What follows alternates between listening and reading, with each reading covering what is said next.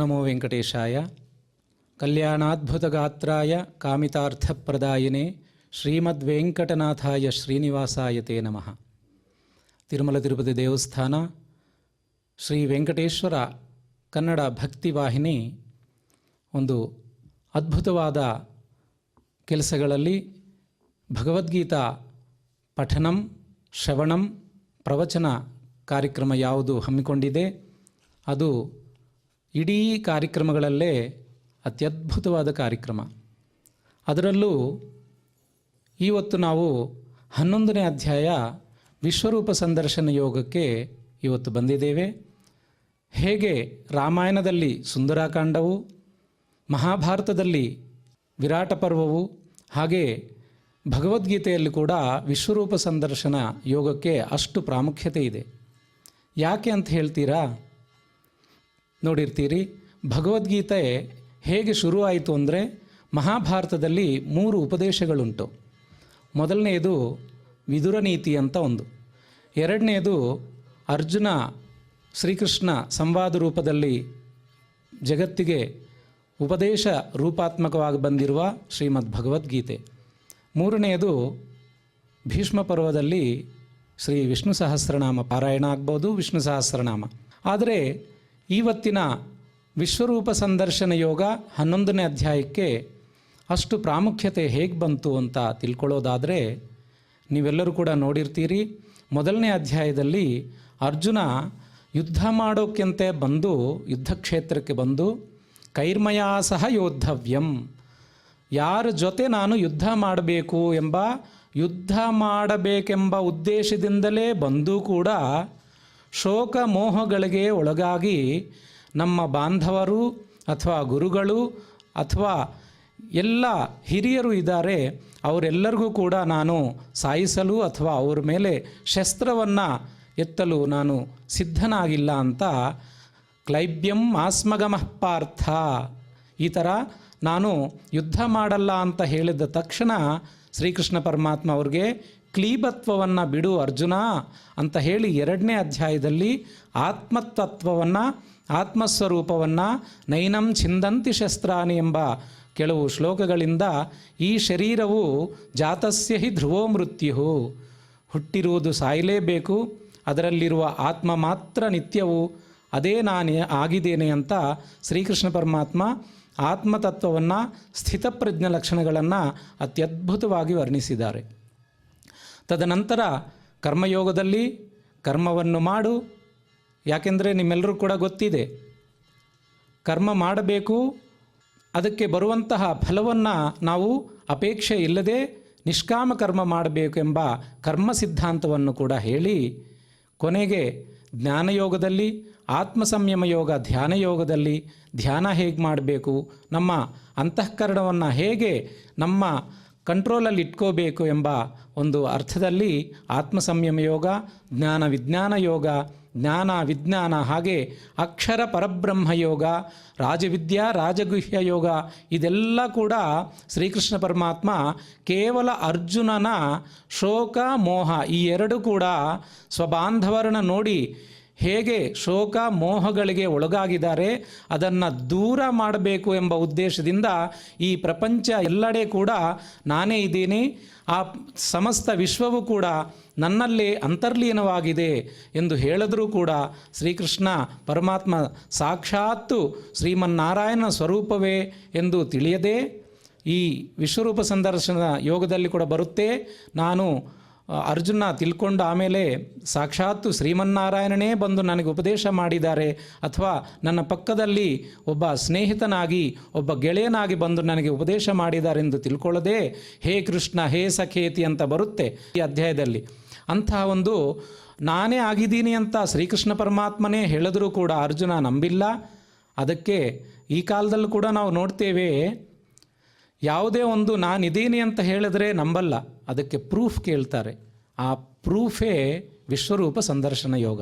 ಯಾಕೆಂದರೆ ಸಮಸ್ತ ವಿಶ್ವವು ಕೂಡ ನಾನೇ ಆಗಿದ್ದೀನಿ, ನಿನ್ನ ಕಣ್ಣಿಂದ ನೋಡೋಕ್ಕೆ ಆಗಲ್ಲ ಅಂತ ಹೇಳಿ ದಿವ್ಯಂ ದದಾಮಿತೆ ಚಕ್ಷು, ನಿನಗೆ ದಿವ್ಯವಾದ ಚಕ್ಷುಗಳನ್ನು ಕಣ್ಗಳನ್ನು ನಾನು ನೀಡ್ತೇನೆ, ಆ ದಿವ್ಯವಾದ ಚಕ್ಷುಗಳಿಂದ ನನ್ನ ವಿಶ್ವರೂಪ ಸಂದರ್ಶನೆ ಮಾಡುವಂಥ ಒಂದು ಉದ್ದೇಶದಿಂದ ಇವತ್ತು ನಾವು ಪರಮ ಉತ್ಕೃಷ್ಟವಾದ ಪರಮ ಶ್ರೇಷ್ಠವಾದ ಭಗವದ್ಗೀತೆಯಲ್ಲಿ ವಿಶ್ವರೂಪ ಸಂದರ್ಶನ ಯೋಗ ಪಠನೆ ಮಾಡಿದ್ರು, ಶ್ರವಣ ಮಾಡಿದ್ರು, ತದರ್ಥವನ್ನು ತಿಳ್ಕೊಂಡ್ರೂ ಕೂಡ ಸಾಕ್ಷಾತ್ ಶ್ರೀಮನ್ನಾರಾಯಣ ಕೃಪೆಗೆ ಪಾತ್ರರಾಗ್ತೀವಿ ಎಂದರ್ಥ ಇದರಲ್ಲಿದೆ.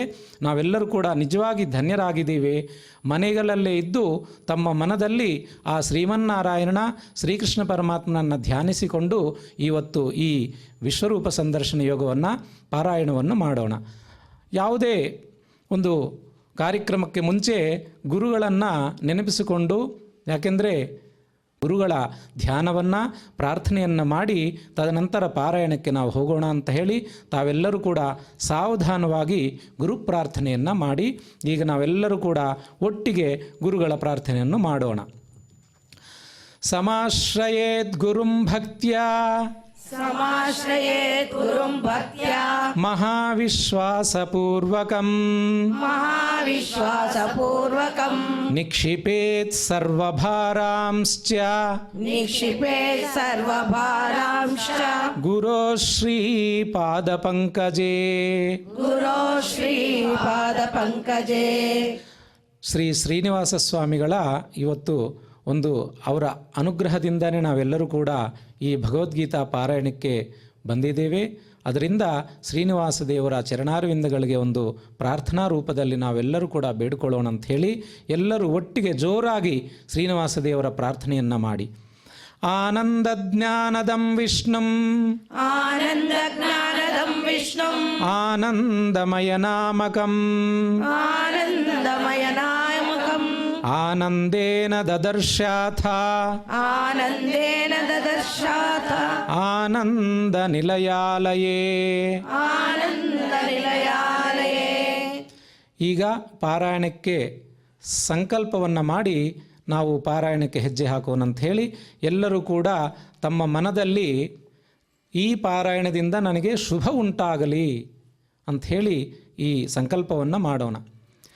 ಶ್ರೀಮದಾದಿವರಾಹ ಕ್ಷೇತ್ರೇ ಶ್ರೀಮದಾದಿವರಾಹ ಕ್ಷೇತ್ರೇ ವಿರಾಜಮಾನಸ್ಯ ವಿರಾಜಮಾನಸ್ಯ ಅಖಿಲಾಂಡಕೋಟಿ ಬ್ರಹ್ಮಾಂಡ ನಾಯಕಸ್ಯ ಅಖಿಲಾಂಡಕೋಟಿ ಬ್ರಹ್ಮಾಂಡ ನಾಯಕಸ್ಯ ಶ್ರೀ ಪದ್ಮಾವತಿ ಜಾನೇಃ ಶ್ರೀ ಪದ್ಮಾವತಿ ಜಾನೇ ಭಗವತಃ ಭಗವತಃ ಶ್ರೀ ವೆಂಕಟೇಶ್ವರ ಸ್ವಾಮಿನಃ ಶ್ರೀ ವೆಂಕಟೇಶ್ವರ ಸ್ವಾಮಿನಃ ಕೃಪಾಬಲೇನ ಕೃಪಾಬಲೇನ ಜಗದ್ಗುರೋಃ ಜಗದ್ಗುರೋಃ ಶ್ರೀ ಗೋಪಾಲಕೃಷ್ಣಸ್ಯ ಶ್ರೀ ಗೋಪಾಲಕೃಷ್ಣಸ್ಯ ಅನುಗ್ರಹೇಣ ಅನುಗ್ರಹೇಣ ಅಸ್ಮಾಕಂ ಅಸ್ಮಾಕಂ ಸರ್ವೇಷಾಂ ಸರ್ವೇಷಾಂ ಶರೀರಸ್ಯ ಶರೀರಸ್ಯ ಮಾನಸಸ್ಯ ಚ ಮಾನಸಸ್ಯ ಚ ಬಲಸಿದ್ಧ್ಯರ್ಥಂ ಬಲಸಿದ್ಧ್ಯರ್ಥಂ ಸಮಸ್ತಾನಾಂ ಸಮಸ್ತಾನಾಂ ಆಧಿವ್ಯಾಧೀನಾಂ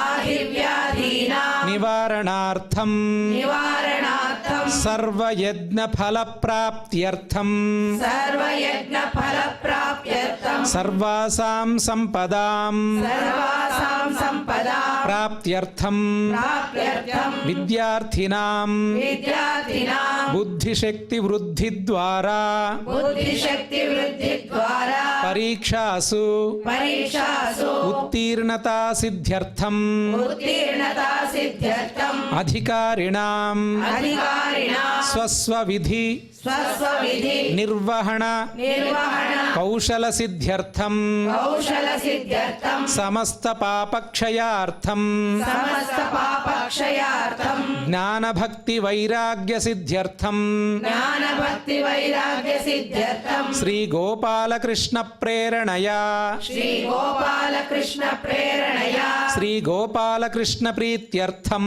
ಶ್ರೀ ಗೋಪಾಲಕೃಷ್ಣ ಪ್ರೀತ್ಯರ್ಥಂ ಶ್ರೀಮದ್ಭಗವದ್ಗೀತಾಯಾಃ ಶ್ರೀಮದ್ಭಗವದ್ಗೀತಾಯಾಃ ಏಕಾದಶೋಧ್ಯಾಯ ಏಕಾದಶೋಧ್ಯಾಯ ಅಂತರ್ಗತ ಅಂತರ್ಗತ ಶ್ಲೋಕಪಾರಾಯಣಂ ಶ್ಲೋಕಪಾರಾಯಣ ವಾಚನಂ ತಥಾ ತಥಾ ಭಗವದ್ಗೀತಾ ಭಗವದ್ಗೀತಾ ಪ್ರವಚನಂ ಪ್ರವಚನಂ ಶ್ರವಣಂ ಚ ಶ್ರವಣಂ ಚ ಕರಿಷ್ಯಾಮಹೇ.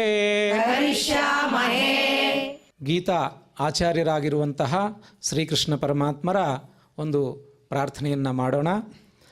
ಕಂಸಾಂತಕಂ ಶಂಸನೀಯಂ ಕಂಸಾಂತಕಂ ಶಂಸನೀಯಂ ಸಂಶಾಂತಿಂ ಸಂಸೃತಿಚ್ಛಿದಂ ಸಂಶಾಂತಿಂ ಸಂಸ್ಕೃತಿಚ್ಛಿದಂ ಸಂಶಯಚ್ಛೇದಿ ಸಂವಿದ್ಧಿಂ ಸಂಶಯಚ್ಛೇದಿ ಸಂವಿದ್ಧಿಂ ಶ್ರೀನಿವಾಸಂ ಭಜೆ ನಿಶಂ.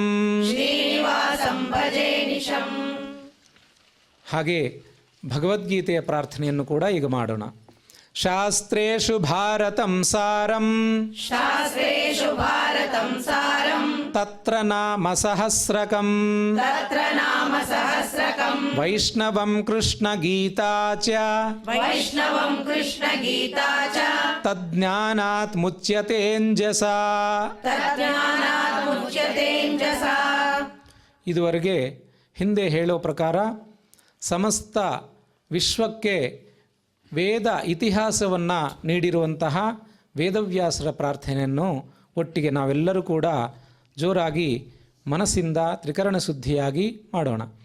ವೇದವ್ಯಾಸ ಗುಣಾವಾಸ ವೇದವ್ಯಾಸ ಗುಣಾವಾಸ ವಿದ್ಯಾಧೀಶ ಸತಾಂ ವಶ ವಿದ್ಯಾಧೀಶ ಸತಾಂ ವಶ ಮಾಂ ನಿರಾಶಂ ಗತ ಕ್ಲೇಶಂ ಮಾಂ ನಿರಾಶಂ ಗತ ಕ್ಲೇಶಂ ಕುರ್ವನಾಶಂ ಹರೇ ನಿಶಂ.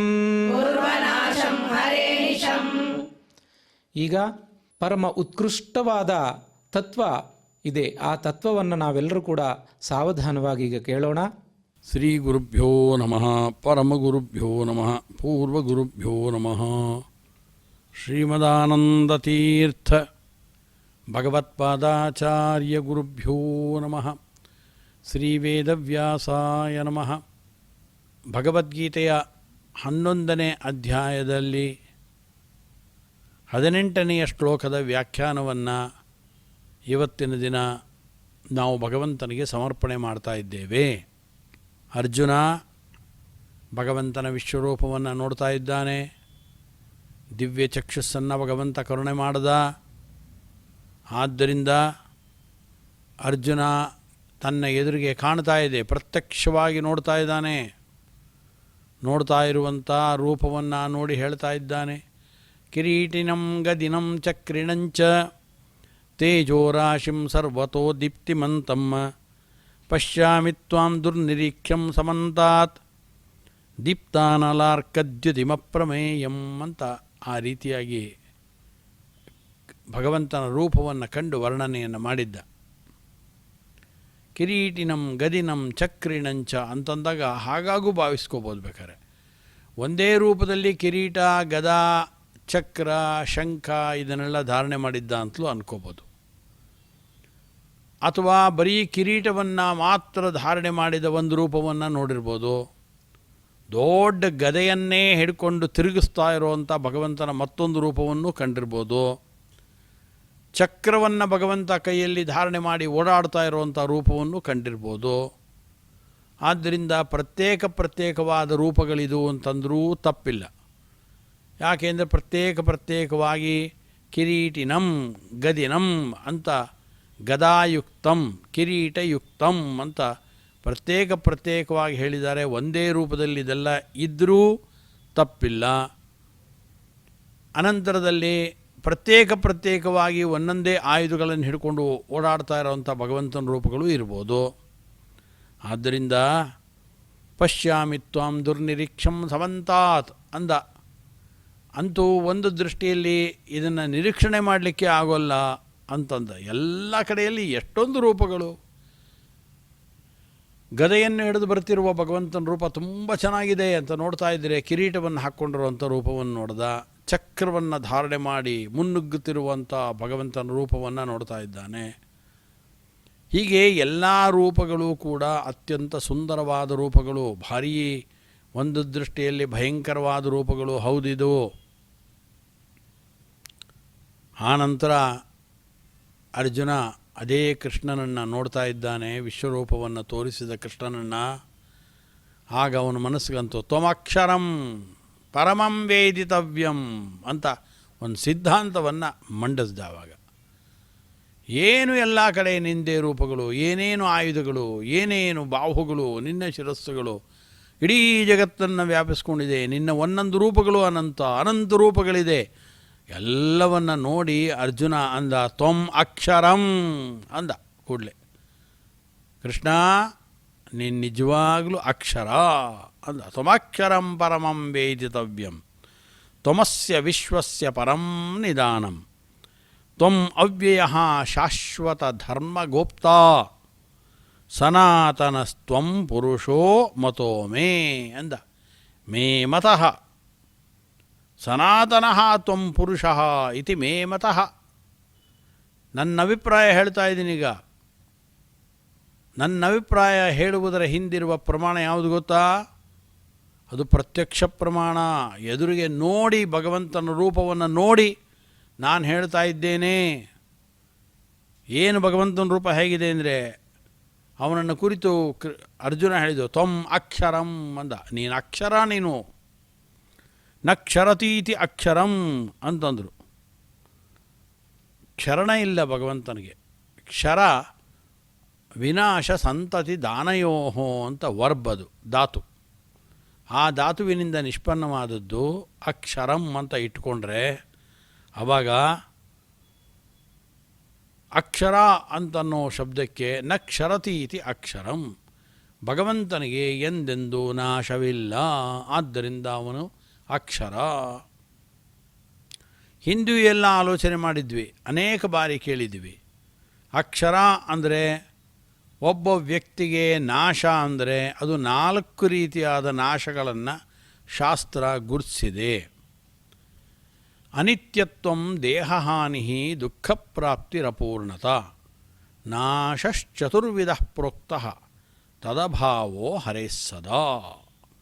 ಅದಕ್ಕೆ ಹೇಳ್ತಾ ಇದ್ದಾರೆ 4 ವಿಧವಾದ ನಾಶಗಳಿದೆ. 4 ವಿಧವಾದ ನಾಶಗಳು ಯಾವ್ಯಾವುದು ಅಂದರೆ ಅನಿತ್ಯತ್ವಂ, ಅನಿತ್ಯತ್ವ, ನಿತ್ಯ ಅಲ್ಲದೇ ಇರುವಂಥದ್ದು. ಅನೇಕ ಜಡವಾದ ವಸ್ತುಗಳಿದೆ, ಇದು ನಿತ್ಯ ಅಲ್ಲ. ಪಂಚಭೂತಗಳಿದೆ, ನಿತ್ಯವಲ್ಲ. ಇದು ಸೂಕ್ಷ್ಮ ರೂಪದಲ್ಲಿರ್ಬೋದಷ್ಟೇ, ಸ್ಥೂಲ ರೂಪದಲ್ಲಿ ಅದು ನಿತ್ಯ ಅಲ್ಲ. ಅದು ನಮ್ಮ ಪಾಂಚಭೌತಿಕವಾದ ದೇಹ ಇದೆ, ಇದು ನಿತ್ಯ ಅಲ್ಲ. ಆದರೆ ಈ ಪಂಚಭೂತದ ಒಳಗಡೆ ಕುಳಿತುಕೊಂಡಿರತಕ್ಕಂಥ ಜೀವ ಅಂತ ಯಾರಿದ್ದಾನೆ, ಆ ಜೀವ ಮಾತ್ರ ಅನಿತ್ಯ ಅಲ್ಲ, ಆತ ನಿತ್ಯ. ಆದ್ದರಿಂದ 4 ವಿಧವಾದ ಅನಿತ್ಯತ್ವವನ್ನು ಗುರುತಿಸಿದರೆ ಅದರಲ್ಲಿ ನಾವು ಪ್ರಸ್ತುತ ಜೀವರಾಶಿಗಳಾದ ನಾವು ನಮ್ಮ ಜೀವನ ಸ್ವರೂಪ ಅನ್ನೋದು ನಿತ್ಯವಾದ್ದರಿಂದ ನಮಗೆ ಸ್ವರೂಪಭೂತವಾದ ಅನಿತ್ಯತ್ವ ಎಂಬ ದೋಷ ನಮಗಿಲ್ಲ. ಅದು ಒಂದು ಅನಿತ್ಯತ್ವ ಮಾತ್ರ ನಮಗೆ ಇಲ್ಲ. ದೇಹಹಾನಿ ಇದೊಂದು ಅನಿತ್ಯತ್ವ. ನಮಗೆ ದೇಹ ಹಾನಿ ಆಗುತ್ತೋ ಇಲ್ಲೋ? ಆಗುತ್ತೆ. ಆದ್ದರಿಂದ ಇವತ್ತು ದೇಹ ಬದಲಾವಣೆ ಆಗ್ತಾ ಇದೆ, ಉಪಚಯ ಅಪಚಯಗಳಾಗ್ತಾ ಇದೆ. ಮೊದಲು ಉತ್ಪತ್ತಿ, ಆನಂತರದಲ್ಲಿ ವರ್ಧತೆ ಅಂತ 6 ವಿಕಾರಗಳು ಏನು ದೇಹ ಪಡ್ಕೊಳ್ತಾ ಇದೆ. ಆದ್ದರಿಂದ ಒಂದು ದೃಷ್ಟಿಯಲ್ಲಿ ಅದು ನಾಶವೇ. ಉಪಚಯ ಅಪಚಯಗಳಾಗ್ತಾ ಇರುತ್ತವೆ. ಉಪಚಯಗಳು ಅಂದರೆ ಸೇರಿಸ್ಕೊಳ್ಳೋದು, ಅಪಚಯಗಳು ಅಂದರೆ ಕಳ್ಕೊಳ್ಳೋದು. ದೇಹದಲ್ಲಿ ಅದು ಆಗ್ತಾನೇ ಇರುತ್ತೆ ಪ್ರತಿ ಕ್ಷಣದಲ್ಲಿ. ಅಷ್ಟೇ ಅಲ್ಲ, ಕಡೆಗೆ ಒಂದಿನ ಜೀವ ತನ್ನ ಸೂಕ್ಷ್ಮ ಶರೀರವನ್ನು ಇಟ್ಕೊಂಡು ಈ ಸ್ಥೂಲವಾದ ಶರೀರವನ್ನು ಬಿಟ್ಟು ಹೊರಟೋಗ್ತಾನೆ. ಇದು ನಾಶವಾಗತ್ತೆ. ಇದನ್ನು ಬೆಂಕಿಗೆ ಹಾಕ್ಬಿಡ್ತಾರೆ ಅಥವಾ ನೀರಿಗೋ ಭೂಮಿಗೋ ಹಾಕಿ, ಅಂತೂ ಪೂರ್ಣವಾಗಿ ದೇಹ ನಾಶವಾಯಿತು. ಆದ್ದರಿಂದ ದೈಹಿಕವಾದ ನಾಶ ಜೀವರುಗಳಿಗೆಲ್ಲ ಇದೆ. ಆದರೆ ಸ್ವರೂಪತಃ ಜೀವ ನಿತ್ಯ, ಅನಾದಿ ನಿತ್ಯನಾದವನು ಜೀವ. ಆದ್ದರಿಂದ ಅವನ ಸ್ವರೂಪದಲ್ಲಿ ಅನಿತ್ಯತ್ವ ಅನ್ನೋದಿಲ್ಲ ಹೊರತು ದೈಹಿಕವಾಗಿ ಅವನು ಅನಿತ್ಯ. ದುಃಖಪ್ರಾಪ್ತಿ ಇದೊಂದು ರೀತಿಯಾದ ಅನಿತ್ಯತ್ವ ಅಂತಲೇ ಅಂತಾರೆ. ಅನಿತ್ಯತ್ವ ಅಂದ್ರೇನು? ನಾಶವಾಗೋದು ಅಂತ ಅರ್ಥ. ದುಃಖಪ್ರಾಪ್ತಿ ಆದರೆ ಒಂದು ದೃಷ್ಟಿಯಲ್ಲಿ ನಾವು ನಾಶವಾದಂತೆ. ಸಂಸಾರದಲ್ಲಿ ನಾನಾ ವಿಧವಾದ ಹೊಡೆತಗಳಿಗೆ ಒಳಗಾಗೋಗ್ತೀವಿ.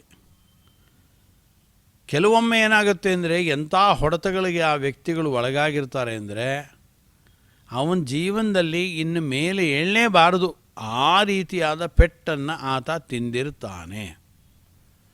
ಆಗ ನೋಡಿದ ವ್ಯಕ್ತಿಗಳು ಏನು ಹೇಳ್ತಾರೆ ಅಂದರೆ, ಅಯ್ಯೋ ಸಂಪೂರ್ಣ ಅವನು ನಾಶವಾಗಿ ಹೋದ ಅಂತಾರೆ. ನಾಶವಾಗಿ ಹೋದ ಅಂದರೆ ಅವನು ಬದುಕಿಲ್ವೇನೋ? ಬದುಕಿದ್ದಾನೆ. ಊಟ ತಿಂಡಿ ಮಾಡ್ತಿದ್ದಾನೆ. ಆದರೆ ಅವನು ಎಲ್ಲೂ ತನ್ನ ಮುಖವನ್ನೇ ತೋರಿಸದಿದ್ದಂತೆ, ಎಲ್ಲೂ ಬರದೇ ಇದ್ದಂತೆ, ಯಾವ ಚಟುವಟಿಕೆಯನ್ನು ಮಾಡದೇ ಇದ್ದಂತೆ, ಇಡೀ ಸಮಾಜದ ದೂರವಾಗಿ ಅವನು ಮಾಡಿದ ಯಾವುದೋ ಒಂದು ಪ್ರಾರಬ್ಧ ಕರ್ಮದಿಂದ, ಅವನು ಮಾಡಿದ ಯಾವುದೋ ಒಂದು ಕೆಟ್ಟ ಕೆಲಸದಿಂದ ಸಂಪೂರ್ಣ ತಿರಸ್ಕೃತನಾಗಿದ್ದರೆ ಅವನು ನಾಶವಾಗಿ ಹೋದ ಅಂತ ಪದಪ್ರಯೋಗವನ್ನು ಮಾಡ್ತಾರೆ. ಹಾಗೆ ಅತಿಯಾದ ದುಃಖವನ್ನು ಅನುಭವಿಸ್ತಾ ಇದ್ದಾಗ ಅದಕ್ಕೆ ನಾಶ ಅಂತ ಕರೀತಾರೆ. ನಾವು ಕೂಡ ದುಃಖವನ್ನು ಅನುಭವಿಸ್ತೀವಿ. ಆದ್ದರಿಂದ ದುಃಖ ಪ್ರಾಪ್ತಿ ಇರೋದರಿಂದ ಅದು ಒಂದು ರೀತಿಯಾದ ನಾಶ ನಮಗೂ ಇರುತ್ತೆ. ನಾನಾ ವಿಧವಾದ ಕ್ಲೇಶಗಳು ನಾವೇ ಯಾರಾದರೂ ಕೇಳಿದಾಗ ಆನಂತರದಲ್ಲಿ ಅಯ್ಯೋ ಸಂಪೂರ್ಣ ಮುಳುಗಿ ಹೋಗಿದ್ದೇನೆ, ನಾಶವಾಗಿ ಹೋಗಿದ್ದೇನೆ, ದುಡ್ಡಿಲ್ಲ, ಕಾಸಿಲ್ಲ, ಒಂದೊಂದು ಆರೋಗ್ಯ ಇರೋದಿಲ್ಲ, ಬುದ್ಧಿಯ ಸ್ಥಿಮಿತತೆ ಇರೋದಿಲ್ಲ, ಅಥವಾ ಇನ್ಯಾವುದೋ ರೀತಿ ಇರ್ಬೋದು. ಆ ರೀತಿಯಿಂದ ದುಃಖವನ್ನು ಅನುಭವಿಸ್ತಾ ಇದ್ದಾಗ ಅದಕ್ಕೊಂದು ದೃಷ್ಟಿಯಲ್ಲಿ ನಾಶ ಅಂತ ಕರೀತಾರೆ. ಅನಂತರದಲ್ಲಿ ಯಾವ ರೀತಿಯಲ್ಲೂ ನಮಗೆ ಪೂರ್ಣತ್ವ ಇಲ್ಲದೆ ಇರೋದರಿಂದ, ಅಪೂರ್ಣತ್ವ ಇರೋದರಿಂದ ಅದನ್ನು ಒಂದು ರೀತಿಯಾದ ನಾಶ ಅಂತ ಕರೀತಾರೆ. ನಾವು ಈ ದೇಶದಲ್ಲಿ ಕೂತ್ಕೊಂಡಿದ್ದೀವಿ ಅಂದರೆ ಈ ಜಾಗದಲ್ಲಿ ಮಾತ್ರ ಇರ್ತೀವಿ, ಬೇರೆ ಕಡೆ ಇರೋಲ್ಲ. ಈ ಕಾಲದಲ್ಲಿದ್ದೀವಿ ಅಂದರೆ ನಮ್ಮ ಫೋಟೋ ಹಾಕ್ಬಿಟ್ಟು ಅದರಲ್ಲಿ ಡೇಟ್ ಆಫ್ ಬರ್ತ್ ಒಂದು ಸ್ಟಾರ್ಟಿಂಗ್ ಒಂದು ಎಂಡಿಂಗ್ ಒಂದು 2 ಡೇಟ್ ಆಫ್ ಬರ್ತ್ ಹಾಕ್ಬಿಟ್ಟಿರ್ತಾರೆ. ಅಂದರೆ ನಾವು ಎಲ್ಲ ಕಾಲದಲ್ಲೂ ಇದ್ದೀವಿ ಅಂತ ಅಲ್ಲ, ದೈಹಿಕವಾಗಿ ಇರೋದಿಲ್ಲ. ಆದ್ದರಿಂದ ಕಾಲತಃ ಪೂರ್ಣರಲ್ಲ, ದೇಶತಃ ಪೂರ್ಣರಲ್ಲ, ಗುಣತಃನೂ ಪೂರ್ಣರಲ್ಲ. ಎಲ್ಲ ಗುಣಗಳು ನಮ್ಮಲ್ಲಿಲ್ಲ. ಎಲ್ಲೋ ಒಂದೋ ಎರಡೋ ಸ್ವಲ್ಪ ಗುಣಗಳು ಇರ್ಬೋದಷ್ಟೇ.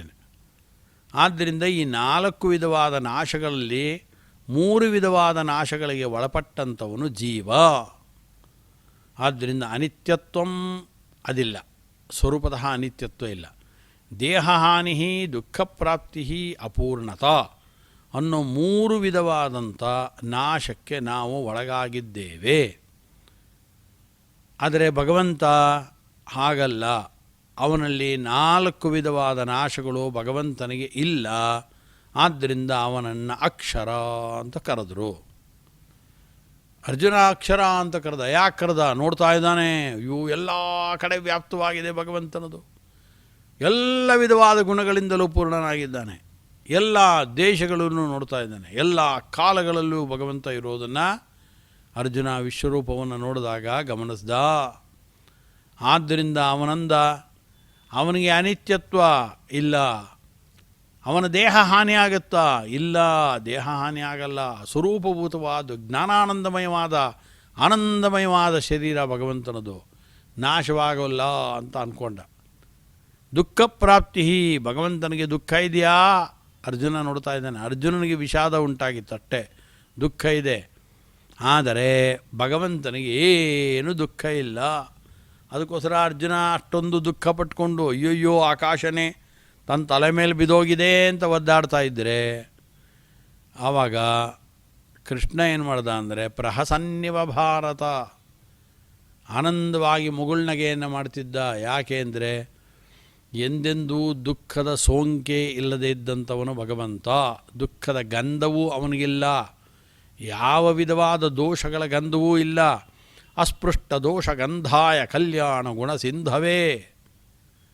ಅಸ್ಪೃಷ್ಟ ದೋಷ ಗಂಧಾಯ, ದೋಷದ ಸ್ವಲ್ಪ ಗಂಧವೂ ಭಗವಂತನಿಗೆ ಇಲ್ಲ. ಆದ್ದರಿಂದ ದುಃಖ ಇಲ್ಲ, ಅಪೂರ್ಣತ್ವ ಇಲ್ಲ. ಎಲ್ಲ ನೋಡ್ತಾ ಇದ್ದಾನೆ ಅರ್ಜುನ. ಎಲ್ಲ ದೇಶ, ಎಲ್ಲ ಕಾಲ, ಎಲ್ಲ ಗುಣಗಳಿಂದಲೂ. ಅದರಿಂದ ಹೇಳಿದ್ದು ಅನಂತ ರೂಪ ಅಂತಂದ. ಒಂದೊಂದು ರೂಪ ನೋಡಿದ್ರೂ ಅದರಲ್ಲಿ ಅನಂತತ್ವವನ್ನು ಅನುಭವಿಸ್ತಾ ಇದ್ದಾನೆ. ಆದ್ದರಿಂದ ಭಗವಂತನಿಗೆ 4 ವಿಧವಾದ ನಾಶಗಳು ಇಲ್ಲದೇ ಇದ್ದದ್ದನ್ನು ನೋಡಿದ ಅರ್ಜುನ. ನೋಡಿಯೇ ವಿಶ್ವರೂಪವನ್ನು ನೋಡಿ ಕೂಡಲೇ ಮೊದಲು ಹೇಳಿದಂಥ ಮಾತು, ಹೇ ಕೃಷ್ಣ ತ್ವಂ ಅಕ್ಷರಂ ಅಂದ. ನೀನು ಅಕ್ಷರ, ನಾಶವೇ ಇಲ್ಲದೆ ಇದ್ದಂಥವನಪ್ಪ ನೀನು ಅಂತ ಅರ್ಜುನ ಕೃಷ್ಣನನ್ನು ಕಂಡು ಹೇಳ್ತಾ ಇದ್ದಾನೆ. ಅಧಿಕಂ ಕ್ಷರತೀತಿ ಅಕ್ಷರಂ, ಎಲ್ಲರಿಗೂ ಅತ್ಯಧಿಕವಾಗಿ ಶರಣ ಅಂತಂದರೆ ನಾಶ ಆಗೋದು ಅಂತ ಒಂದರ್ಥ, ಇನ್ನೊಂದು ಸಂತತ ದಾನ ಅಂತ ಅರ್ಥ ಇದೆ. ನಿರಂತರವಾಗಿ ದಾನ ಮಾಡೋದು ಅಂತ ಅರ್ಥ ಇದೆ.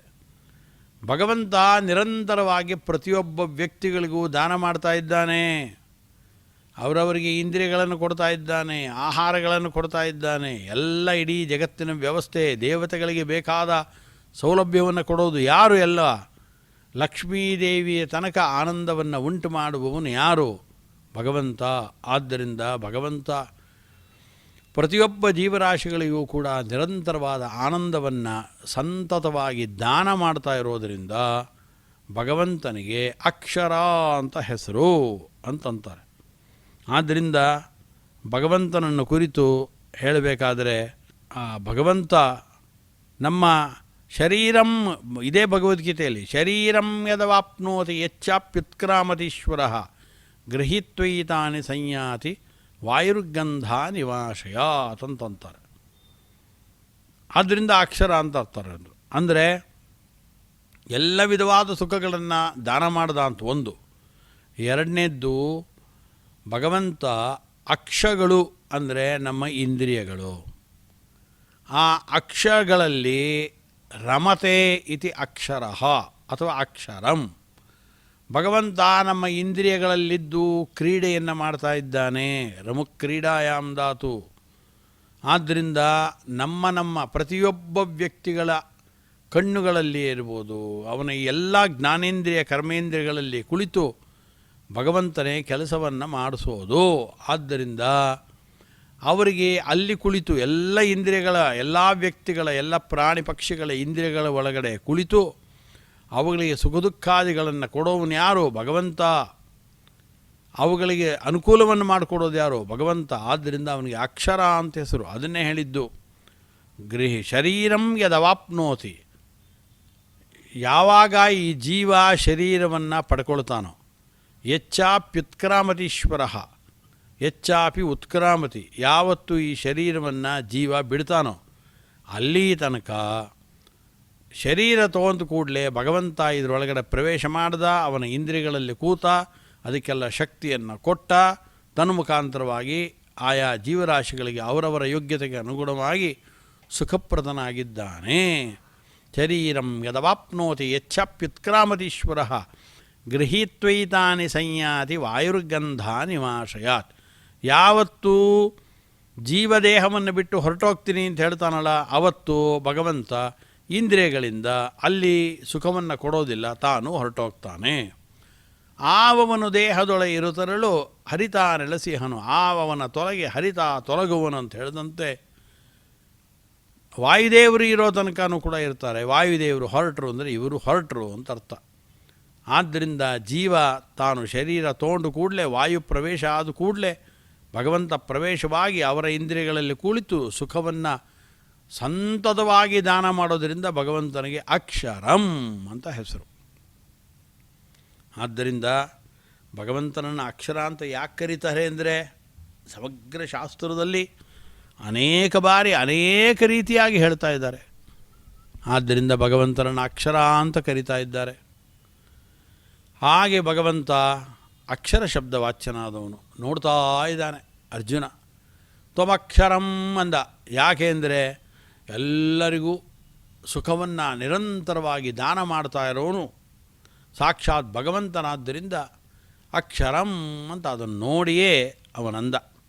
ಓಮಿತ್ಯೇತದಕ್ಷರಂ ಉದ್ಗೀತ ಅಂತ ಛಾಂದೋಗ್ಯೋಪನಿಷತ್ತಿನಲ್ಲಿ ಅದೇ ಮಾತು ಹೇಳ್ತಾರೆ.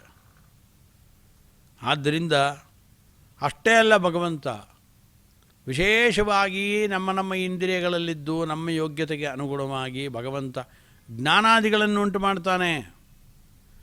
ಜ್ಞಾನಾದಿಗಳನ್ನು ಉಂಟು ಮಾಡಿ ಅನಂತರದಲ್ಲಿ ಅಪರೋಕ್ಷ ಜ್ಞಾನವನ್ನು ಉಂಟು ಮಾಡಿ, ಅಪರೋಕ್ಷ ಜ್ಞಾನಾನಂತರದಲ್ಲಿ ಭಗವಂತ ನಮಗೇನು ಮಾಡ್ತಾನೆ ಅಂತಂದರೆ, ಮೋಕ್ಷವನ್ನು ತಂದುಕೊಡ್ತಾನೆ. ಮೋಕ್ಷವನ್ನು ತಂದುಕೊಟ್ಟವನು ಯಾರು? ಭಗವಂತ. ಆದ್ದರಿಂದ ಭಗವಂತನಿಗೆ ಹೆಸರೇನು? ಅಕ್ಷರಂ ಅಂತ ಹೆಸರು ಅಂತ ಹೇಳ್ತಾರೆ. ಅರ್ಜುನ ನೋಡ್ದ, ಅನೇಕ ಜನ ಮುಕ್ತಾತ್ಮರೆಲ್ಲ ಭಗವಂತನ ಒಳಗಡೆ ಇದ್ದಾರೆ. ಅವರಿಗೆಲ್ಲ ಮೋಕ್ಷ ಕೊಟ್ಟವನು ಭಗವಂತ. ಆದ್ದರಿಂದ ಅಕ್ಷರಂ ಅಂದ.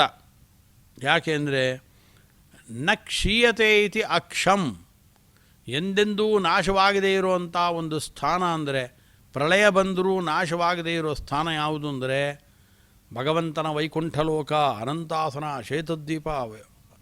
ಈ ಭಗವಂತನ ವೈಕುಂಠ ಇದೆಯಲ್ಲ, ಇದು ಎಂದೂ ಕೂಡ ಕುಂಠಿತವಾಗೋಲ್ಲ. ಇದು ನಾಶವಾಗೋಲ್ಲ. ಆದ್ದರಿಂದ ಅದು ವೈಕುಂಠ. ಅದು ವಿಕುಂಠಾದೇವಿಯ ಮಗನಾದ ಭಗವಂತ ವೈಕುಂಠ ನಾಮಕನಾದವನು. ಅವನ ವಾಸಸ್ಥಾನವು ವೈಕುಂಠ ಅಂತ ಕರೆಸ್ಕೊಳ್ತು. ಅಂಥ ವೈಕುಂಠ ಅನ್ನೋದು ಅದು ಅಕ್ಷಂ ಅಂದರೆ ನ ಕ್ಷೀಯತೆ ಇತಿ ಅಕ್ಷಂ ಅಂದರೆ ಅದು ಎಂದು ನಾಶವನ್ನು ಹೊಂದೋಲ್ಲ. ನೋಡ್ತಾ ಇದ್ದಾನೆ ಅರ್ಜುನ. ಎಲ್ಲ ಯೋಗ್ಯರಾದ ಜೀವರಾಶಿಗಳಿಗೆ ಅವರ ಸಾಧನೆ ಮುಗಿದ ತಕ್ಷಣ ಭಗವಂತ ಅವರಿಗೆ ಮೋಕ್ಷವನ್ನು ಕೊಡೋದನ್ನು ನೋಡ್ದ. ಅದನ್ನು ನೋಡಿದ ಕೂಡಲೇ ಅರ್ಜುನ ಅಂದ, ತ್ವಂ ಅಕ್ಷರಂ ಅಂತಂದ. ನೀನು ಅಕ್ಷರ ಕೃಷ್ಣ. ಯಾಕೆಂದರೆ ಅಕ್ಷ ಅಂತ ಕರೆಸ್ಕೊಂಡಿರತಕ್ಕಂಥ ಮೋಕ್ಷವನ್ನು ರಾತಿ ದದಾತಿ ಕೊಡ್ತೀಯ ನೀನು. ಅದಕ್ಕೋಸ್ಕರ ನೀನು ಅಕ್ಷರ ಅಂತ ಅಂದ. ಅಷ್ಟೇ ಅಲ್ಲ, ಭಗವಂತ ಮೋಕ್ಷವನ್ನು ವೈಕುಂಠವನ್ನು ಕೊಟ್ಟ ನಿಜ. ಅವನ ವಿಶ್ವರೂಪದಲ್ಲಿ ನೋಡ್ತಾನೆ, ಮೋಕ್ಷವನ್ನೆಲ್ಲ ನೋಡ್ತಾ ಇದ್ದಾನೆ ಅರ್ಜುನ. ಆ ಮೋಕ್ಷದಲ್ಲಿ ಭಗವಂತ ಇದ್ದಾನೆ. ಆ ಮೋಕ್ಷದಲ್ಲಿ ಭಗವಂತ ತನ್ನ ಸ್ವರೂಪ ಸುಖದಲ್ಲಿ ಆನಂದ ಪಡ್ತಾ ಇದ್ದಾನೆ. ಅದನ್ನು ನೋಡ್ತಾ ಇದ್ದಾನೆ.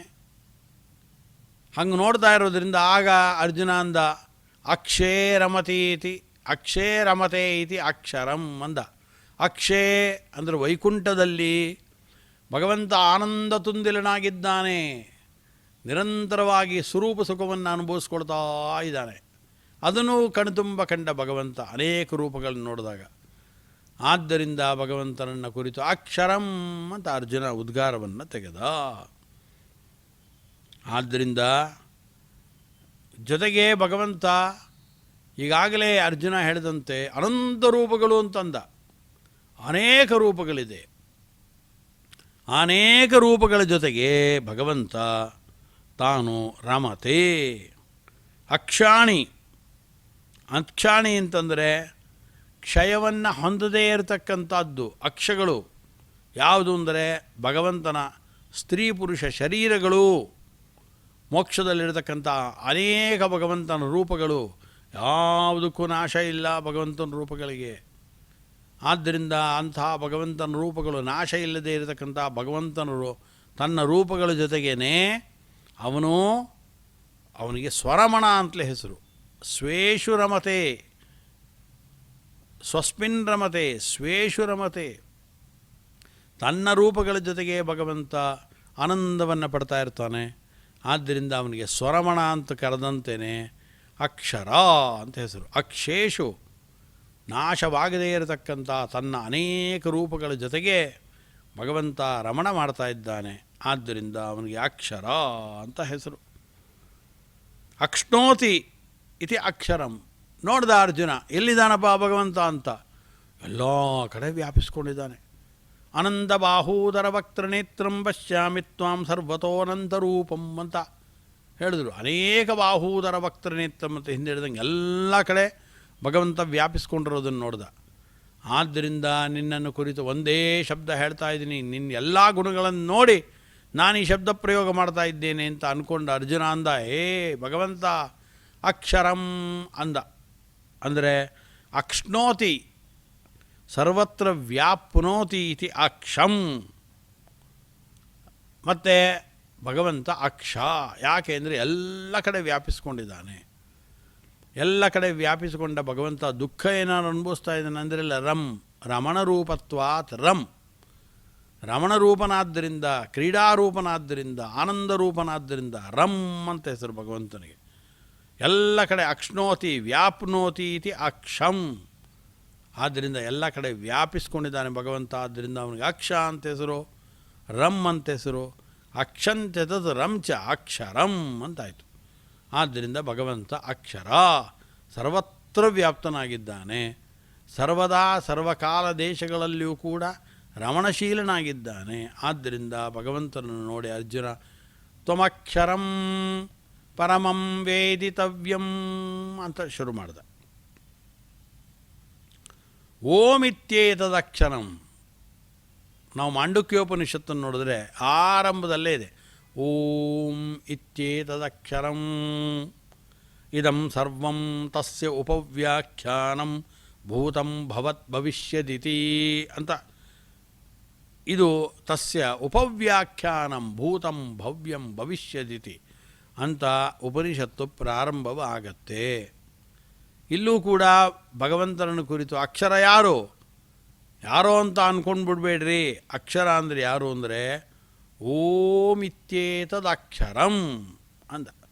ಓಂ ಅಂತ ನಾವು ಓಂಕಾರ ಓತತ್ವವಾಚಿಹ್ಯೋಂಕಾರ ವಕ್ತ್ಯಸೌ ತದ್ಗುಣೋತತಾಂ ಅಂತೀವಿ. ಸಕಲ ಗುಣಪರಿಪೂರ್ಣನಾದ ಭಗವಂತನಿಗೆ ಓಂ ಅಂತ ಹೆಸರು, ಪ್ರಣವ ಅಂತ ಕರಿತೀವಿ ಇದನ್ನೇ. ಆದ್ದರಿಂದ ಓಂಕಾರದಿಂದ ವಾಚ್ಯನಾದವನು ಯಾರು? ಭಗವಂತ. ಅಂಥ ಭಗವಂತನೇ ಓಂ ಇತ್ಯೇತದು ಅಕ್ಷರಂ ಅಂದರು. ಓಂ ಅಂತ ಯಾವ ಭಗವಂತನನ್ನು ಕರಿತಾ ಇದ್ದೀವಿ ಅವನೇ ಅಕ್ಷರ ಶಬ್ದ ವಾಚ್ಯನಾದವನು, ಅವನೇನೇ, ಅವನನ್ನೇ ಅಕ್ಷರ ಅಂತ ಕರೆಯೋದು. ಯಾಕೆಂದರೆ ಆತ ಸಕಲ ಗುಣ ಪರಿಪೂರ್ಣನ, ಸರ್ವತ್ರ ವ್ಯಾಪ್ತನಾಗಿದ್ದಾನೆ. ಭೂತ ಭವಿಷ್ಯದ್ ವರ್ತಮಾನ ಕಾಲಗಳಲ್ಲಿ ಎಲ್ಲ ಕಾಲಗಳಲ್ಲೂ ಇದ್ದಾನೆ, ಎಲ್ಲ ದೇಶಗಳಲ್ಲೂ ಇದ್ದಾನೆ. ಆದ್ದರಿಂದ ಎಲ್ಲ ಕಡೆ ವ್ಯಾಪಿಸಿಕೊಂಡಿದ್ದಾನೆ, ಯಾವ ವಿಧವಾದ ನಾಶದಿಲ್ಲ ಅವನಿಗೆ. ಆದ್ದರಿಂದ ಭಗವಂತನನ್ನು ಅಕ್ಷರಂ ಅಂತ ಕರೆದರು.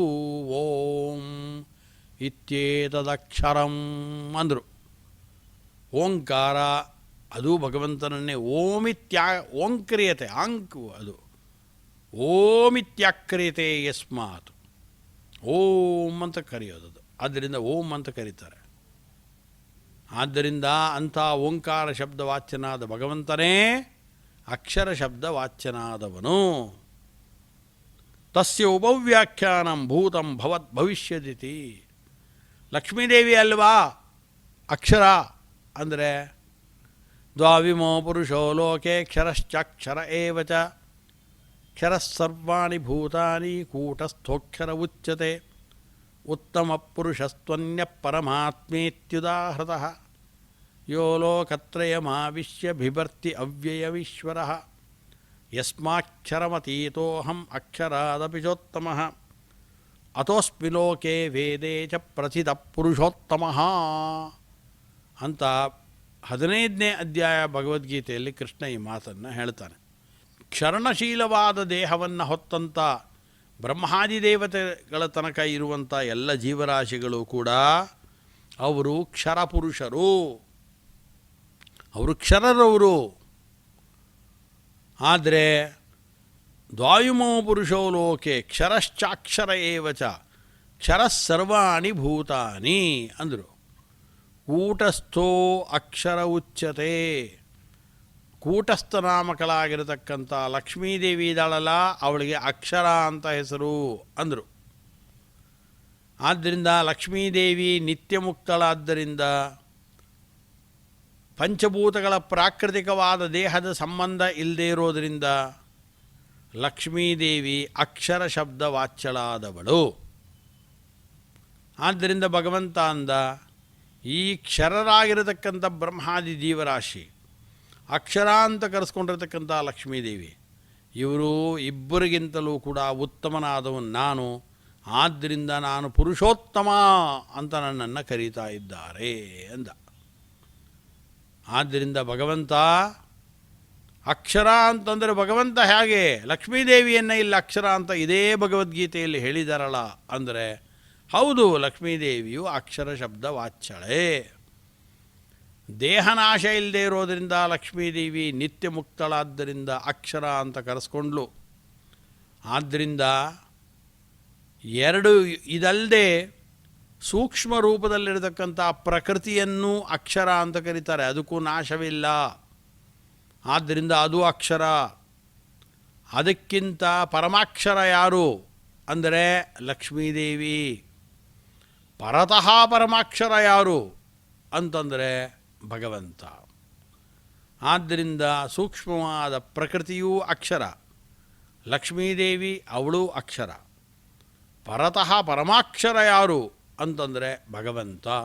ಆದ್ದರಿಂದ ಮುಖ್ಯವಾಗಿರೋದು ಯಾವುದಿದೆ ಅದನ್ನೇ ಇಟ್ಕೊಳ್ಬೇಕು ಅನ್ನೋ ದೃಷ್ಟಿಯಿಂದ ಅರ್ಜುನ ಇಲ್ಲಿ ನೇರವಾಗಿ ತ್ವಮಕ್ಷರಂ ಪರಮಂ ವೇದಿತವ್ಯಂ ಅಂತ ಭಗವಂತನನ್ನು ಕುರಿತೆ ಅಕ್ಷರಂ ಅಂತ ಶಬ್ದವನ್ನು ಪ್ರಯೋಗ ಮಾಡಿದ್ದಾನೆ.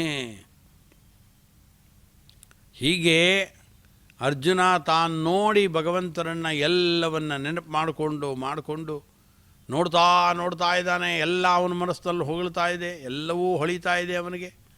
ಎಲ್ಲವನ್ನು ನೋಡ್ತಾ ಇದ್ದಾನೆ, ಅನುಭವಿಸ್ತಾ ಇದ್ದಾನೆ. ಪ್ರತ್ಯಕ್ಷವಾಗಿ ಅರ್ಜುನ ಏನು ಮಾಡಿಬಿಟ್ಟ, ಭಗವಂತನ ನೋಡಿಕೊಳ್ಳೆ ತ್ವಮಕ್ಷರಂ ಪರಮಂ ವೇದಿತವ್ಯಂ ಅಂದ. ನೋಡಪ್ಪ ಭಗವಂತ ಕೃಷ್ಣ ನೀನೇ ಅಕ್ಷರ ಅಂತ ಅನೇಕ ವಿಧವಾದ ಅಭಿಪ್ರಾಯಗಳನ್ನು ತಲೆಯಲ್ಲಿ ತುಂಬಿಕೊಂಡು ಭಗವಂತನನ್ನು ನೋಡ್ತಾ ಅನೇಕ ವಿಧವಾದ ಭಗವಂತನ ನೋಟಗಳಿಂದ ಅವನನ್ನು ಅಕ್ಷರ ಅಂತ ಕರೆದಿದ್ದಾನೆ. ಆದ್ದರಿಂದ ಅಂಥ ಅಕ್ಷರನಾಮಕನಾದ ಭಗವಂತನಿಗೆ ಈ ಅಕ್ಷರದ ವ್ಯಾಖ್ಯಾನದ ಪ್ರಸೂನಗಳನ್ನು ಅವನ ಚರಣಾರವಿಂದಗಳಿಗೆ ಸಮರ್ಪಣೆ ಮಾಡ್ತಾ ಇದ್ದೇನೆ. ಹರಯೇ ನಮಃ. ಶ್ರೀಕೃಷ್ಣಾರ್ಪಣಮಸ್ತು. ಆಚಾರ್ಯರ ವಿಶ್ವರೂಪ ಸಂದರ್ಶನ ನಮ್ಮೆಲ್ಲರಿಗೂ ಕೂಡ ಆ ಶ್ಲೋಕಗಳಲ್ಲಿ ಸಾಕ್ಷಾತ್ತು ಶ್ರೀಮನ್ನಾರಾಯಣನೇ ನಮ್ಮ ಎದುರುಗಡೆ ಬಂದು ವಿಶ್ವರೂಪ ತೋರಿಸಿದ ಹಾಗೆ ಇತ್ತಲ್ಲ. ಹಾಗಾಗಿ ಆ ವಿಶ್ವರೂಪ ಸಂದರ್ಶನಕ್ಕೆ ನಾವೆಲ್ಲರೂ ಕೂಡ ಭಾಗಿಯಾಗಿದ್ದೇವೆ. ಶ್ರೀಕೃಷ್ಣ ಪರಮಾತ್ಮನ ಅನುಗ್ರಹ ನಾವೆಲ್ಲರೂ ಕೂಡ ಪಡೆದಿದ್ದೇವೆ ಅಂಥೇಳಿ ಈಗ ಮತ್ತೊಮ್ಮೆ ಈ ಪಾರಾಯಣವನ್ನು ನಾವು ಇವತ್ತು ಪ್ರಾರಂಭ ಮಾಡೋಣ. ಅಥ ಶ್ರೀಮದ್ಭಗವದ್ಗೀತಾಸು ಉಪನಿಷತ್ಸು ಬ್ರಹ್ಮವಿದ್ಯಾಯಾಂ ಯೋಗಶಾಸ್ತ್ರೇ ಶ್ರೀಕೃಷ್ಣಾರ್ಜುನ ಸಂವಾದೇ ವಿಶ್ವರೂಪ ಸಂದರ್ಶನ ಯೋಗೋ ನಾಮ ಏಕಾದಶೋऽಧ್ಯಾಯಃ. ಅರ್ಜುನ ಉವಾಚ ಮದನುಗ್ರಹಾಯ ಪರಮಂ ಗುಹ್ಯಮಧ್ಯಾತ್ಮ ಸಂಜ್ಞಿತಂ ಯತ್ವಯೋಕ್ತಂ ವಚಸ್ತೇನ ಮೋಹೋಯಂ ವಿಗತೋ ಮಮ ಭವಾಪ್ಯಯೌ ಹಿ ಭೂತಾನಾಂ ಶ್ರುತೌ ವಿಸ್ತರಶೋ ಮಯಾ ತ್ವತ್ತಃ ಕಮಲಪತ್ರಾಕ್ಷ ಮಾಹಾತ್ಮ್ಯಮಪಿ ಚಾವ್ಯಯಂ ಏವಮೇತದ್ಯಥಾರ್ಥತ್ವಂ ಆತ್ಮಾನಂ ಪರಮೇಶ್ವರ ದ್ರಷ್ಟುಮಿಚ್ಛಾಮಿ ತೇ ರೂಪಂ ಐಶ್ವರಂ ಪುರುಷೋತ್ತಮ ಮನ್ಯಸೇ ಯದಿ ತಚ್ಛಕ್ಯಂ ಮಯಾ ದ್ರಷ್ಟುಮಿತಿ ಪ್ರಭೋ ಯೋಗೇಶ್ವರ ತತೋ ಮೇ ತ್ವಂ ದರ್ಶಯಾತ್ಮಾನಮವ್ಯಯಂ. ಶ್ರೀಭಗವಾನುವಾಚ ಪಶ್ಯ ಮೇ ಪಾರ್ಥರೂಪಾಣಿ ಶತಶೋಥ ಸಹಸ್ರಶಃ ನಾನಾವಿಧಾನಿ ದಿವ್ಯಾನಿ ನಾನಾವರ್ಣಾಕೃತೀನಿ ಚ ಪಶ್ಯಾದಿತ್ಯಾನ್ ವಸೂನ್ ರುದ್ರಾನ್ ಅಶ್ವಿನೌ ಮರುತಸ್ತಥಾ अश्विनौ मरुतस्तथा ಬಹೂನ್ಯದೃಷ್ಟಪೂರ್ವಾಣಿ बहून्यदृष्टपूर्वाणि ಪಶ್ಯಾಶ್ಚರ್ಯಾಣಿ ಭಾರತ पश्याश्चर्याणि भारत ಇಹೈಕಸ್ಥಂ ಜಗತ್ಕೃತ್ಸ್ನಂ इहैकस्थं जगत्कृत्स्नं ಪಶ್ಯಾದ್ಯ ಸಚರಾಚರಂ पश्याद्य सचराचरम् ಮಮ ದೇಹೇ ಗುಡಾಕೇಶ मम देहे गुडाकेश ಯಚ್ಚಾನ್ಯದ್ರಷ್ಟುಮಿಚ್ಛಸಿ यच्चान्यद्द्रष्टुमिच्छसि ನ ತು ಮಾಂ ಶಕ್ಯಸೇ ದ್ರಷ್ಟುಂ न तु मां शक्यसे द्रष्टुम् ಅನೇನೈವ ಸ್ವಚಕ್ಷುಷಾ अनेनैव स्वचक्षुषा ದಿವ್ಯಂ ದದಾಮಿ ತೇ ಚಕ್ಷುಃ दिव्यं ददामि ते चक्षुः ಪಶ್ಯ ಮೇ ಯೋಗಮೈಶ್ವರಂ पश्य मे योगमैश्वरम् ಸಂಜಯ ಉವಾಚ सञ्जय उवाच ಏವಮುಕ್ತ್ವಾ ತತೋ ರಾಜನ್ एवमुक्त्वा ततो राजन् ಮಹಾಯೋಗೇಶ್ವರೋ ಹರಿಃ महायोगेश्वरो हरिः ದರ್ಶಯಾಮಾಸ ಪಾರ್ಥಾಯ दर्शयामास पार्थाय ಪರಮಂ ರೂಪಮೈಶ್ವರಂ परमं रूपमैश्वरम् ಅನೇಕವಕ್ತ್ರನಯನಂ अनेकवक्त्रनयनम् ಅನೇಕಾದ್ಭುತದರ್ಶನಂ अनेकाद्भुतदर्शनम् ಅನೇಕದಿವ್ಯಾಭರಣಂ अनेकदिव्याभरणम् ದಿವ್ಯಾನೇಕೋದ್ಯತಾಯುಧಂ दिव्यानेकोद्यतायुधम् ದಿವ್ಯಮಾಲ್ಯಾಂಬರಧರಂ दिव्यमाल्याम्बरधरम् ದಿವ್ಯಗಂಧಾನುಲೇಪನಂ दिव्यगन्धानुलेपनम् ಸರ್ವಾಶ್ಚರ್ಯಮಯಂ ದೇವಂ सर्वाश्चर्यमयम् देवम् ಅನಂತಂ ವಿಶ್ವತೋಮುಖಂ अनन्तम् विश्वतोमुखम् ದಿವಿ ಸೂರ್ಯಸಹಸ್ರಸ್ಯ दिवि सूर्यसहस्रस्य ಭವೇದ್ಯುಗಪದುತ್ಥಿತಾ भवेद्युगपदुत्थिता ಯದಿ ಭಾಸದೃಶೀ ಸಾ ಸ್ಯಾತ್ यदि भासदृशी सा स्यात् ಭಾಸಸ್ತಸ್ಯ ಮಹಾತ್ಮನಃ भासस्तस्य महात्मनः ತತ್ರೈಕಸ್ಥಂ ಜಗತ್ಕೃತ್ಸ್ನಂ तत्रैकस्थम् जगत्कृत्स्नम् ಪ್ರವಿಭಕ್ತಮನೇಕಧಾ प्रविभक्तमनेकदा ಅಪಶ್ಯದ್ದೇವದೇವಸ್ಯ अपश्यद्देव देवस्य ಶರೀರೇ ಪಾಂಡವಸ್ತದಾ शरीरे पाण्डवस्तदा ತತಃ ಸ ವಿಸ್ಮಯಾವಿಷ್ಟೋ ततः स विस्मयाविष्टो ಹೃಷ್ಟರೋಮಾ ಧನಂಜಯಃ हृष्टरोमा धनञ्जयः ಪ್ರಣಮ್ಯ ಶಿರಸಾ ದೇವಂ प्रणम्य शिरसा देवम् ಕೃತಾಂಜಲಿರಭಾಷತ कृताञ्जलिरभाषत ಅರ್ಜುನ ಉವಾಚ अर्जुन उवाच ಪಶ್ಯಾಮಿ ದೇವಾಂಸ್ತವ ದೇವದೇಹೇ पश्यामि देवांस्तव देवदेहे ಸರ್ವಾಂಸ್ತಥಾ सर्वांस्तथा ಭೂತವಿಶೇಷಸಂಘಾನ್ भूतविशेषसङ्गान् ಬ್ರಹ್ಮಾಣಮೀಶಂ ब्रह्माणमीशम् ಕಮಲಾಸನಸ್ಥಂ कमलासनस्थम् ಋಷೀಂಶ್ಚ ಸರ್ವಾನ್ ऋषींश्च सर्वान् ಉರಗಾಂಶ್ಚ ದಿವ್ಯಾನ್ उरगांश्च दिव्यान् ಅನೇಕಬಾಹೂದರವಕ್ತ್ರನೇತ್ರಂ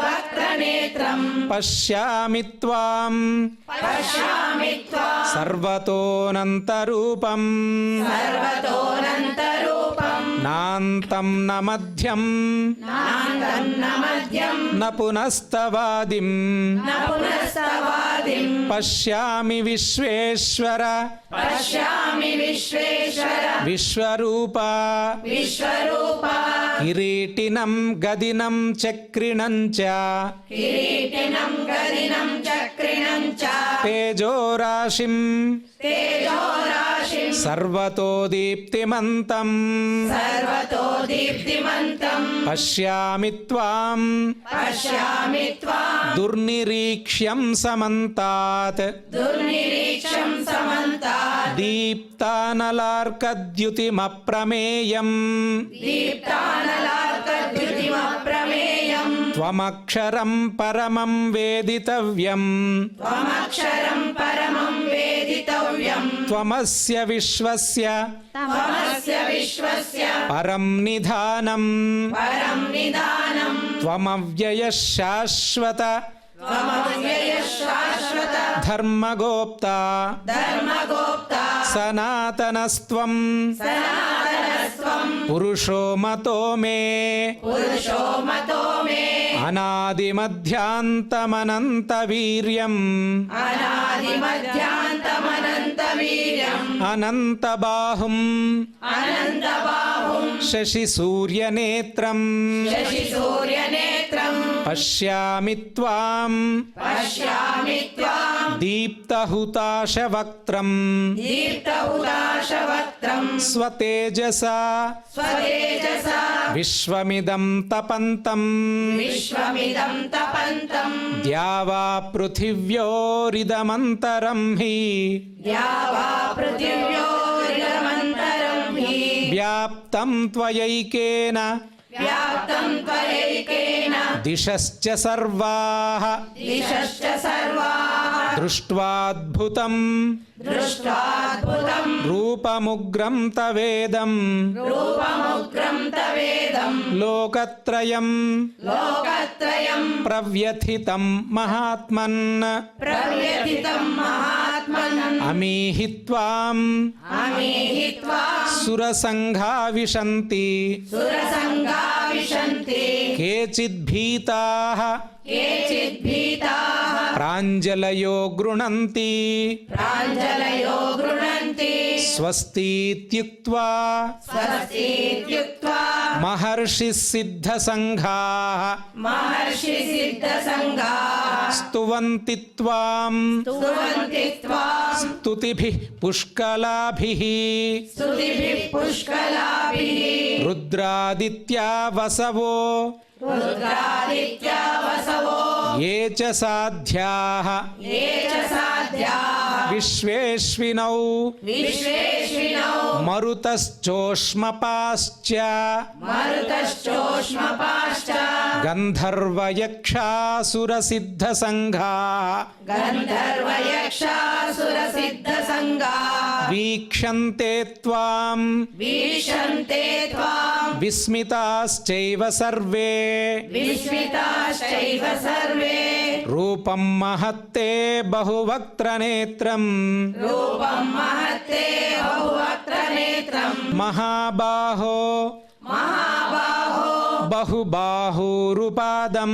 बहुबाहुरपादं బహూదరం बहूदरं బహుదంష్ట్రాకరాళం बहुदंष्ट्राकरालं దృష్ట్వా లోకాః दृष्ट्वा लोकाः ప్రవ్యథితాస్తథాహం प्रव्यथितास्तथाहं నభస్పృశం नभस्पृशं దీప్తమనేకవర్ణం दीप्तमनेकवर्णं వ్యాత్తాననం व्याताननं దీప్తవిశాలనేత్రం दीप्तविशालनेत्रं దృష్ట్వా హి త్వాం दृष्ट्वा हि त्वां ప్రవ్యథితాంతరాత్మా प्रव्यथितान्तरात्मा ధృతిం న విందామి धृतिं न विन्दामि శమం చ విష్ణో शमं च विष्णो దంష్ట్రాకరాళాని చ दंष्ट्राकरालानि च తే ముఖాని ते मुखानि